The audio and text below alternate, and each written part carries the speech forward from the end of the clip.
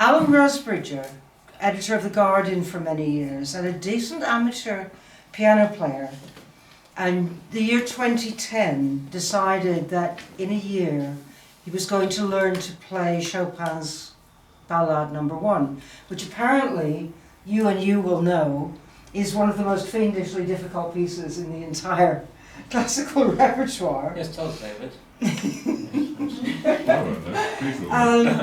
it happened that... But I think I won't now.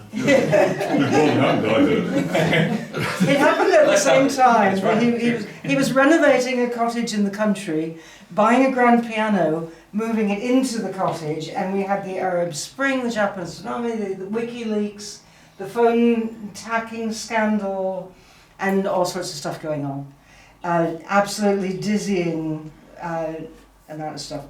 So the thread of this is his progress and his reflections on learning to play this very difficult piece of music. But it's interwoven with the personal events and international events and quite extraordinary. And he takes no prisoners. There are passages which, even looking at the score and commentary which he prints at the back, I fail to understand what he's talking about. I've chosen 3 passages, and I'm actually glad to have a bit more time because I'd prune them down, but they're better with a bit more context. The first is about a very specific aspect of practicing an instrument, which is one that, well, maybe anyone, I certainly identify with. The second is a particular incident in which all those strands get very tightly interwoven in a slightly surreal way. And the third one is a more general reflection on learning and practicing and learning to play a piece and the progress that one makes. Okay. My current Bible on how to practice is a yellowing second-hand copy of Playing the Piano for Pleasure, a 1940s book by a former New Yorker writer, Charles Cook, himself an amateur pianist. His technique was to identify the weakest moments in a piece and turn them into the strongest. He called these sections fractures. He said, "I believe in marking off in every piece we study all passages that we find especially difficult, and then practicing these passages patiently, concentratedly, intelligently, relentlessly, until we have battered them down, knocked them out, surmounted them, dominated them, conquered them, until we have transformed them thoroughly and permanently from the weakest into the strongest passages in the piece." And he comes back to this later.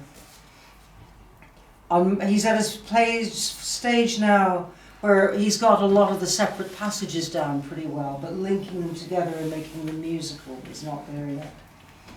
On my way into work, I think of my mother and carpentry. Once my brother and I hit late teenage years, and she found she had more time on her hands, she took up woodwork.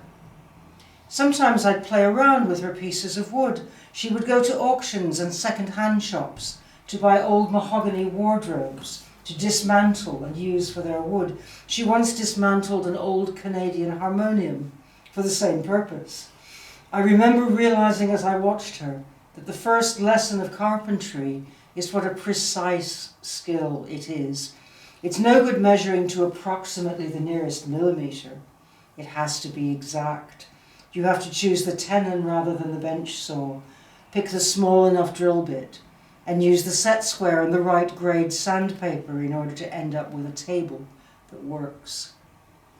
It's clear why this suddenly came to mind. I can now play even the most difficult sections of the ballade, but I have to remain aware of the weak joints, each fracture, and continue to revisit them until they're mastered.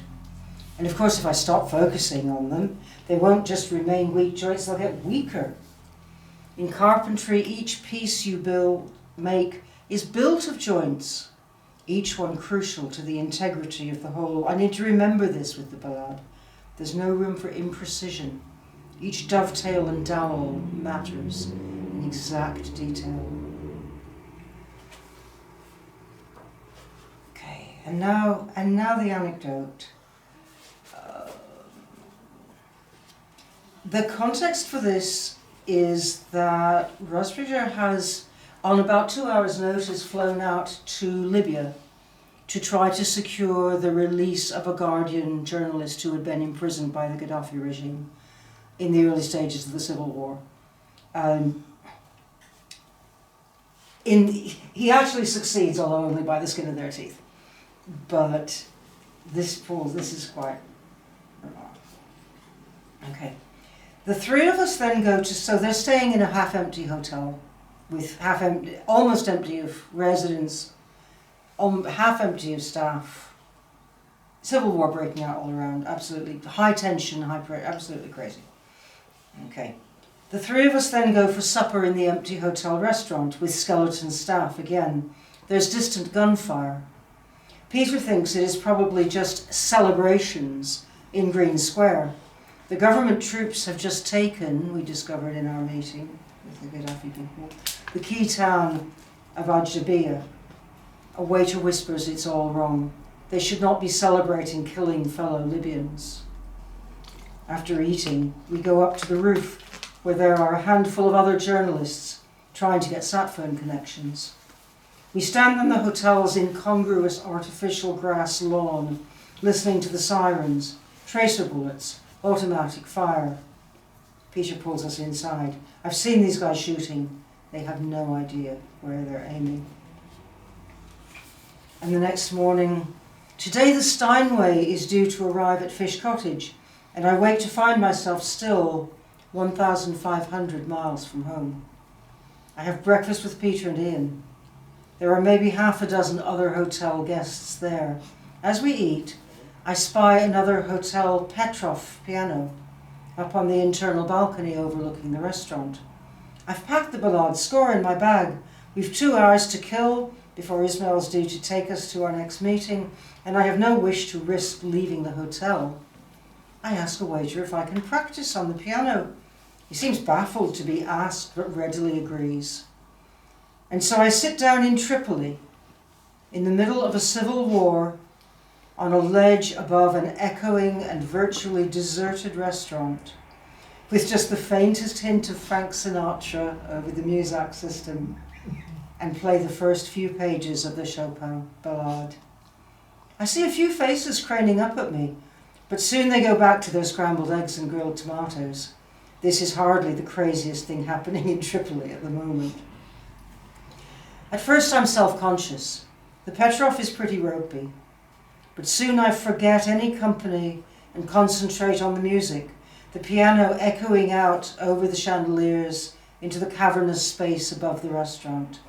I remember Murray Pariah telling me the piece is all about revolution and exile, and here I am playing it on a trip all about captivity and counter-revolution. My playing, once I relax, has a kind of heightened intensity about it. As at home, the concentration kicks in, and I'm suddenly conscious only of the narrow corridor between my eyes and my hands. For the first time since landing in Tripoli, I can find a form of escape, and not just escape but immersion. The G minor ballade is, for all its technical challenges, not simply an exercise. It's impossible to play it without being pulled physically and soulfully into the vortex of the emotions it describes and creates.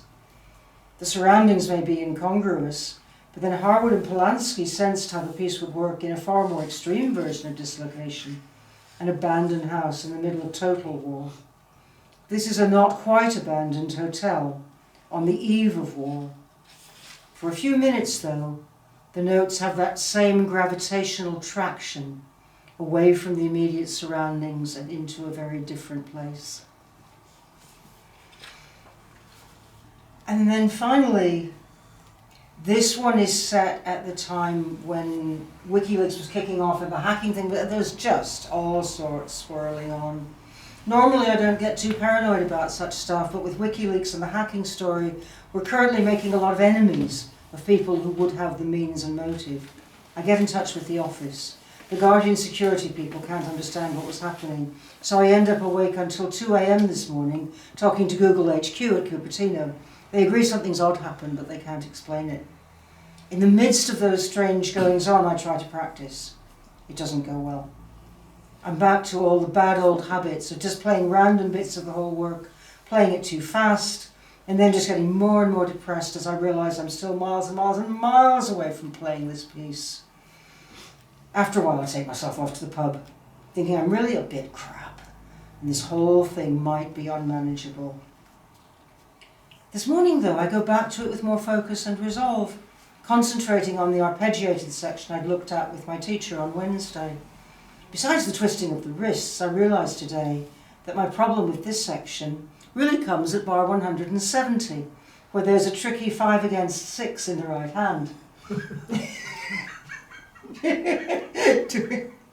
I also realise that the problems in a piece are a bit like referred pain.